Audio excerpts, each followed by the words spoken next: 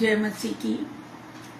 मैं प्रभु का धन्यवाद देती हूँ कि प्रभु ने पुनः ये समय दिया कि मैं आपके साथ प्रभु के वचन से बातचीत कर सकती हूँ।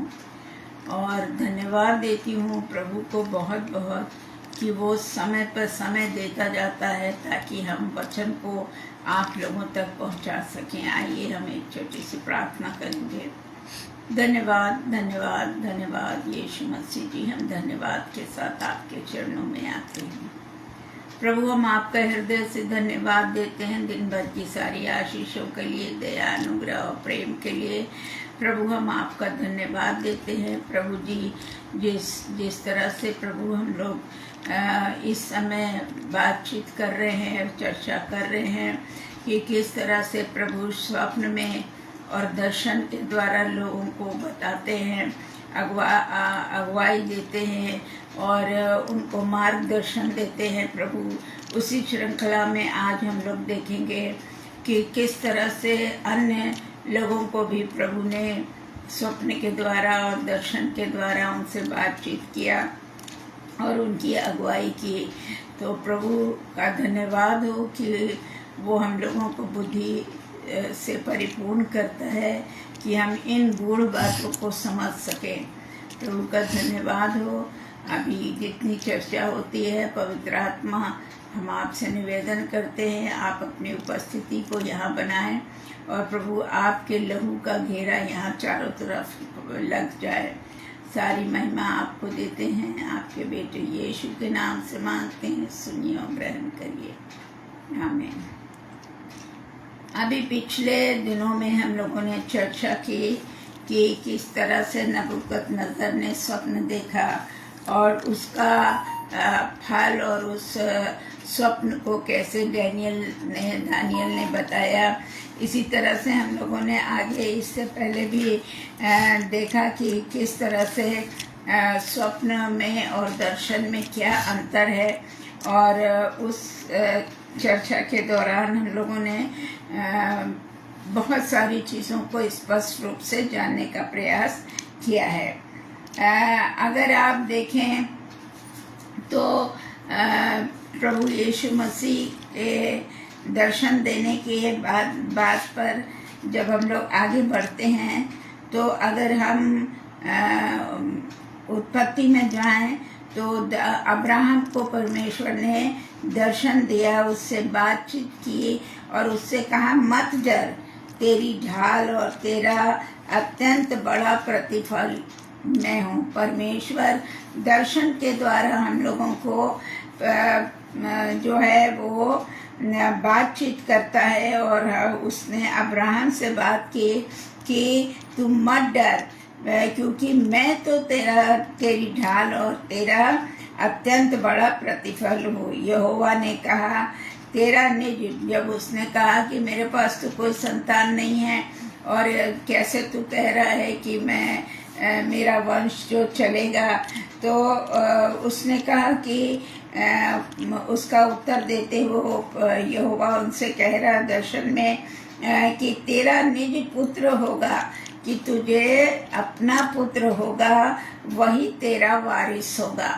और क्या है, तेरा वंश तारागण के समान अनगिनत होगा। जैसे आप तारों को गिन नहीं सकते, तो उसको दर्शन में यहोवा ने कहा कि तेरा अपना पुत्र होगा और जैसे तारागण जो है उनको तू देख ले, जिस तरह से वो अनगिनत हैं वैसे ही तेरा जो वंश है वो भी अनगिनत होगा।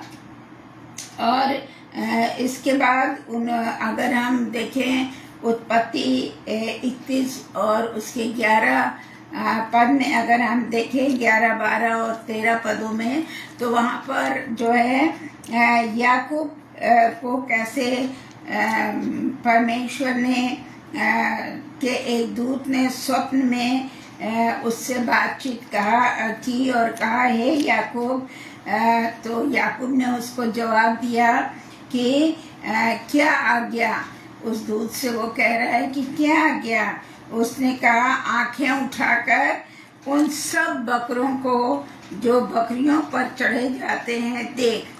कि वे धारी वाले, चित्ती वाले और धब्बे वाले हैं। मतलब वो तरह तरह के लोगों का इसमें से है कि इस जो दुनिया है इसमें बहुत तरह के लोग पाए जाते हैं, क्योंकि जो कुछ लाबान तुझसे करता है वो मैंने देखा। लाबान जो है उसके साथ अच्छा व्यवहार नहीं कर रहा था, तो वो दूत जो है स्वप्न में उससे कह रहा है कि मैंने देखा है कि लाबान तेरे साथ कैसे व्यवहार कर रहा है। 13वें पद में अगर आप देखें तो वहाँ इस प्रकार से लिखा है, मैं उस बेतेल का परमेश्वर हूँ। और दूत जो है वो परमेश्वर उस के लिए वो कहता है, क्योंकि परमेश्वर ने भेजा था, मैं उस बेतेल का परमेश्वर हूँ जहाँ तूने एक खंबे पर तेल दे। आपने देखा था कि जब याकूब जो था वो बैठा हुआ था, इसके आगे अगर हम लोग देखें तो वहाँ उत्पत्ति 28 में याकूब के स्वप्न का भी वर्णन किया गया है कि उसने स्वप्न में देखा कि एक सीढ़ी है जो कि पृथ्वी से लेकर और आकाश तक जो है वो ऐसे सीधी खड़ी हुई है और उसका सिरा सीधे स्वर्ग पर पहुंचा है और परमेश्वर के दूत उस पर चढ़ रहे हैं और उतर रहे हैं। ऐसा याकूब ने स्वप्न में देखा।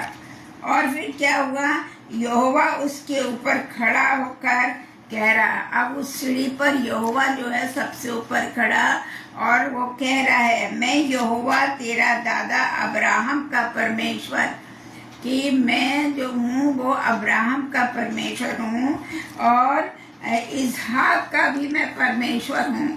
और जिस भूमि पर तू लेटा है, जिस जमीन पर तू लेटा है, मैं तुझको और तेरे वंश को दूंगा। वो जमीन जो है वो मैं तुझे और तेरे वंश को दूंगा, ऐसा यहोवा उससे स्वप्न में कह रहा है। और तेरा वंश भूमि की धूली के किनकों के समान बहुत होगा। आप बालू के किनकों को गिन नहीं सकते हैं। तो यहोवा उससे कह रहा है याकूब से कि तेरा जो वंश है वो भूमि की धूली के किनकों के समान होगा और पश्चिम पूरा पश्चिम उत्तर दक्षिण तक तेरा सारा वंश जो है पूरी पृथ्वी पर फैल जाएगा और वो सारे कुल के लोग वो क्या पाएंगे, आशीष पाएंगे। और 15वें पद में देखिए इस प्रकार से लिखा है, और सुन मैं तेरे संग रहूंगा। परमेश्वर वायदा कर रहा है उससे कि देख मैं तेरे संग रहूंगा और तुझे इस देश में लौटा ले आओ। तू जहाँ कहीं भी जाएगा मैं तेरे साथ साथ रहूंगा, तेरी रक्षा करूंगा। ये परमेश्वर उससे वायदा कर रहा है, उससे बातचीत कर रहा है और कह रहा है मैं अपने कहे हुओं पर जब तक पूरा ना कर लूं तब तक तुझको ना छोड़ूंगा। मतलब तू जहाँ जहाँ जाएगा मैं तेरे साथ साथ हूँगा और जब तक ये तो इनको पूरा पश्चिम उत्तर दक्षिण मतलब सभी जगह जब तक परमेश्वर का वचन नहीं फैल जाएगा तब तक क्या होगा, परमेश्वर हमें नहीं छोड़ेगा, परमेश्वर हमारे साथ साथ रहेगा। ऐसा उसने याकूब से स्वप्न में कहा। याकूब जो था वो बरशेबा से निकलकर हरान की ओर जा रहा था और हरान में जब वो पहुंचा तो वहाँ पर दिन समाप्त सा होने लगा। तो उसने कहा कि अब मैं आगे कहाँ जाऊँ, तो वो वहीं पर भूमि पर लेट गया और वहाँ पर पत्थर बहुत सारे पड़े थे। उसमें से एक पत्थर को उठाया और जैसे आप अपने सिर के नीचे तकिया लगाते हैं तो उसने अपने सिर के नीचे उस पत्थर को लगा दिया। और जब परमेश्वर यहोवा ने उसको दर्शन दिया तो वो जो था याकूब जो था वो परमेश्वर से बातचीत के बाद जब उसका नींद खुला तो उसने क्या किया, उसी पत्थर को वहाँ खड़ा कर दिया और क्या कहते हैं उस पर तेल डाला और इस तरह करके उसको आशीष कि यहाँ पर भवन बनाया जाएगा। और इस तरह से हम देखते हैं कि परमेश्वर जो है ना वो कभी हम लोगों को नहीं छोड़ता। हम किसी भी परिस्थिति में क्यों ना हो, पर परमेश्वर हमारा साथ कभी नहीं छोड़ता। आप ले लीजिए मत्ती उसका पहला अध्याय उसका 20 और 21 पद को अगर आप खोलें, मत्ती 1 उसका 20 और 21 पद, तो वहाँ देखिए लिखा है, प्रभु का स्वर्गदूत यूसुफ को स्वप्न में दिखाई दिया।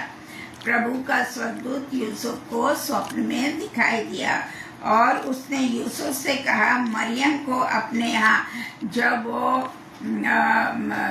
उसको लगा कि अरे मेरी तो बदनामी हो जाएगी, अभी मेरी शादी नहीं हुई है, और वो बहुत तरह से दिमागी रूप से परेशान होने लगा, तो उसने स्वर्गदूत ने उससे स्वप्न में कहा कि तू मरियम को अपने यहाँ लाने से मत डर, क्योंकि जो उसके गर्भ में है वो पवित्र आत्मा की ओर से है, और वो पुत्र जनेगी, और तू उसका नाम जो है यीशु रखना, क्योंकि वो अपने लोगों को पापों से उसका उद्धार करेगा। तो आप देखिए, स्वप्न के द्वारा परमेश्वर दर्शन के द्वारा हमसे बातचीत करता है। तो हम लोगों को क्या है, उसी परमेश्वर पर विश्वास करना है, तभी हम अपने कार्यों में सफल हो सकेंगे। बहुत से लोग ये कहते हैं कि भाई हम स्वप्न देखते हैं, हमको नींद नहीं आती, बहुत परेशानी होती है, लेकिन क्या आप जानते हैं कि परमेश्वर आपका रक्षक है, आपका रखवाल है, उसने आपसे वायदा किया है। और जब हम आपको किसी भी तरह की कोई परेशानी हो, बीमारी हो, डर है, भय है, तो आपको कुछ वचनों को बोलकर क्लेम करना होगा, परमेश्वर से कहना होगा, परमेश्वर तेरा वचन ये कहता है, और परमेश्वर आपके साथ है हमेशा। अगर आप नीति वचन 3:24 निकालें, नीति वचन 3:24, तो आप वहाँ पर देखेंगे इस प्रकार लिखा है, जब तू लेटेगा, मतलब जब आप सोने के लिए जाएंगे, लेटेंगे, तब भय नहीं खाएगा, तब तुझे कोई भी डर नहीं लगेगा, और जब तू लेटेगा तब सुख की नींद आएगी, तुझको डरने की आवश्यकता नहीं है। जब तू लेटेगा तो तुझे सुख की नींद आएगी।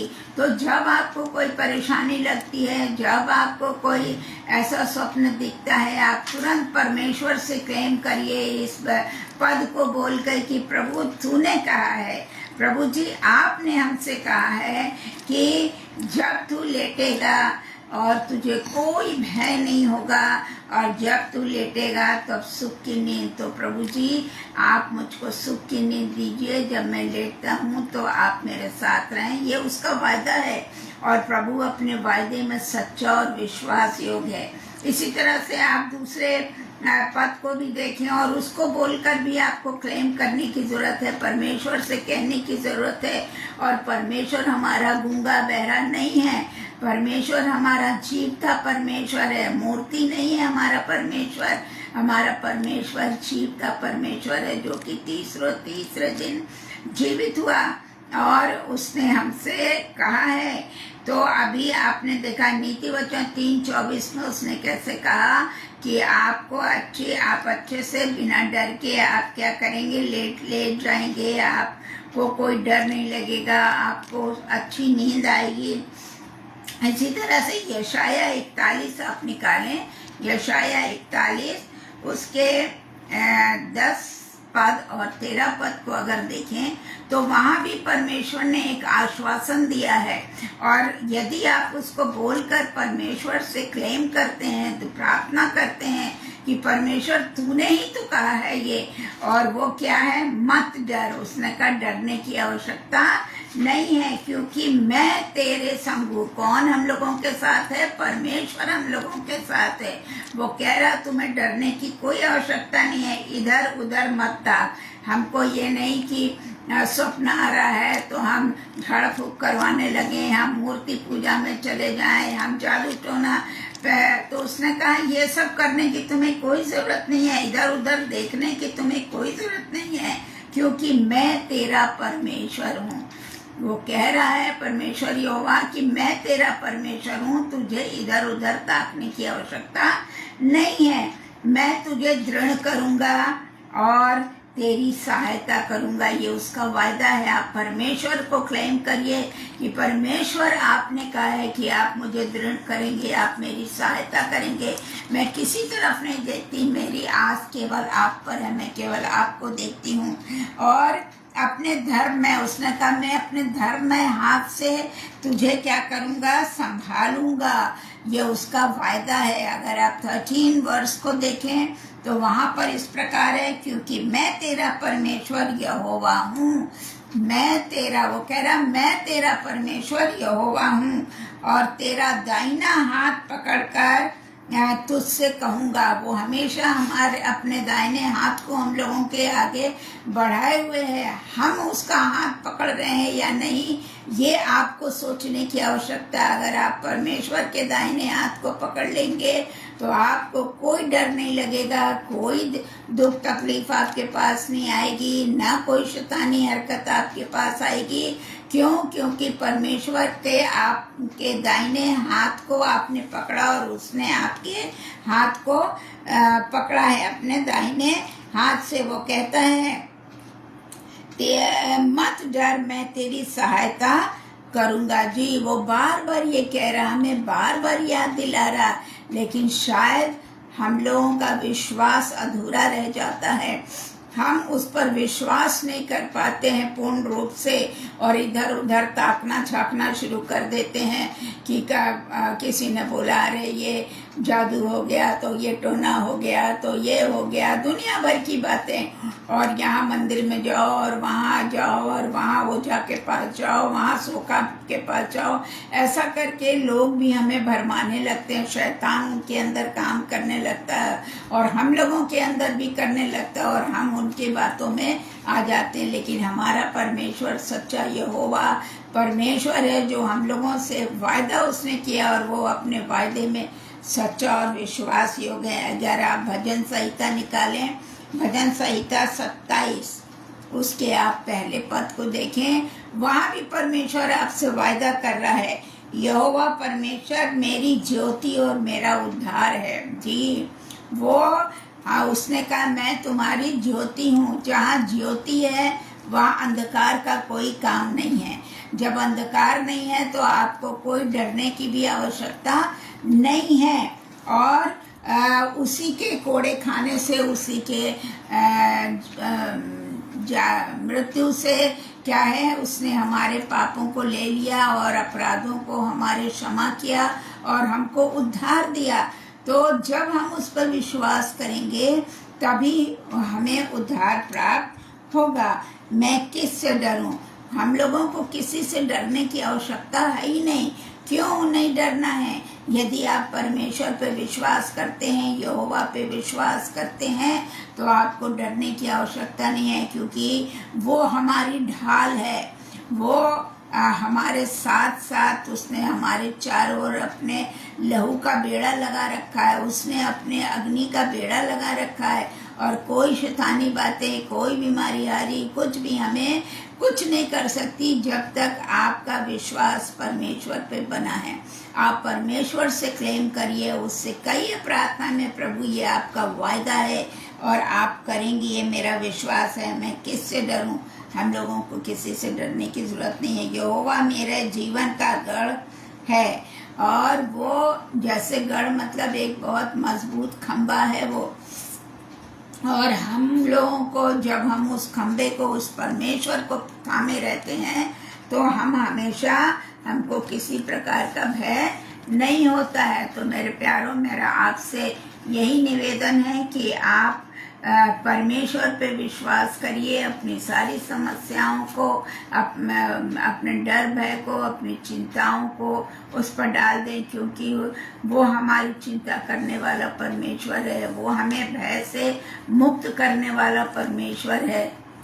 और हमारा यही आप लोगों से वो है कि आप जो है परमेश्वर पर विश्वास करें। अगर आप लूका 10:19 निकालें, लूका उसका 10 चैप्टर 19 पद, तो वहाँ देखिए लिखा है, देखो मैंने तुम्हें सांपों और बिच्छुओं को रौंदने का, सांपों और बिच्छुओं का आप जानते कितने विषैले होते हैं, लेकिन परमेश्वर ने हम लोगों को क्या किया है, सांपों और बिच्छुओं को रौंदने का और शत्रु की सारी सामर्थ पर अधिकार दिया है। शत्रु क्या है? शैतान है, और उससे उसके वशीभूत जो लोग हैं वे हैं। तो उनसे उन पर परमेश्वर ने हम लोगों को एक सामर्थ्य दी है कि हम उन पर विजय प्राप्त करें, और किसी वस्तु से हमें कुछ भी हानि नहीं होगी। ये परमेश्वर का क्या है? वायदा है। क्यों? क्योंकि परमेश्वर क्या कहता है, यूहन्ना 8:12 को अगर आप देखें तो वहां पर स्पष्ट लिखा है कि यीशु ने लोगों से कहा, जगत की ज्योति मैं हूँ। मैंने अभी आपको बताया इससे पहले कि जहाँ ज्योति है वहाँ अंधकार हो ही नहीं सकता।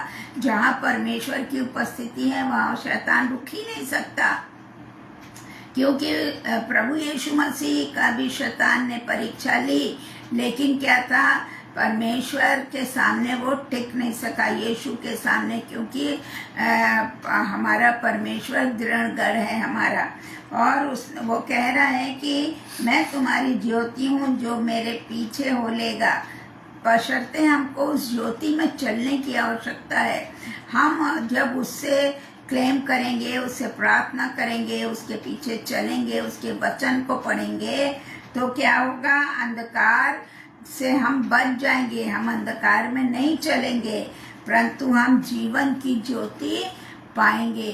तो मेरे प्यारों, आपसे मेरी भाई बहनों यही निवेदन है कि आप परमेश्वर के इस वचन को थामे रहिए और इस वचन को प्रतिदिन पढ़िए और विश्वास करिए। विश्वास आपकी ढाल है, और आप निवेदन करिए, परमेश्वर से प्रार्थनाओं में क्लेम करिए कि प्रभु आप ही ने तो ऐसा कहा है, आप ही हमारे लिए करेंगे, आप ही हमारी ज्योति हैं, आप ही हमारी ढाल हैं, आप ही हमारे डर और भय को दूर करने वाले परमेश्वर हैं।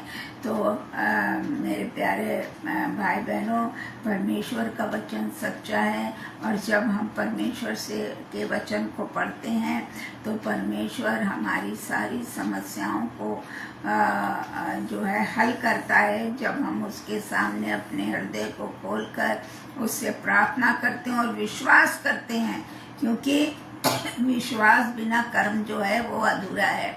तो हमें विश्वास करना बहुत ज़रूरी है, और तभी हम अपने जीवन में सफलता को प्राप्त कर सकेंगे। और परमेश्वर से प्रार्थना करके क्लेम करिए, परमेश्वर आपकी सारी प्रार्थनाओं को सुनेगा, पर हमें जाने की आवश्यकता है। अगर हमें प्यास लगेगी, एक गिलास पानी यहाँ मेज़ पे अगर रखा है, तो आपको अपना हाथ बढ़ाना होगा, आपको हाथ बढ़ा के उस गिलास को उठाना होगा और अपने मुख तक लेकर जाना होगा। उसी तरह अगर आपको प्रभु की महिमा चाहिए, प्रभु की आशीष चाहिए, तो आपको इस वचन को अपने हाथ बढ़ाकर अपने वचन को, इस वचन को उठाना होगा और हाथ जोड़कर प्रभु से प्रार्थना और निवेदन करना होगा। तो प्रभु हमारे हाथ को थामेगा, प्रभु आपके हाथ को थामेगा और आपको लेकर चलेगा कठिन से कठिन परेशानी में। सो प्रभु का धन्यवाद हो। आप सभी को शुभ रात्रि।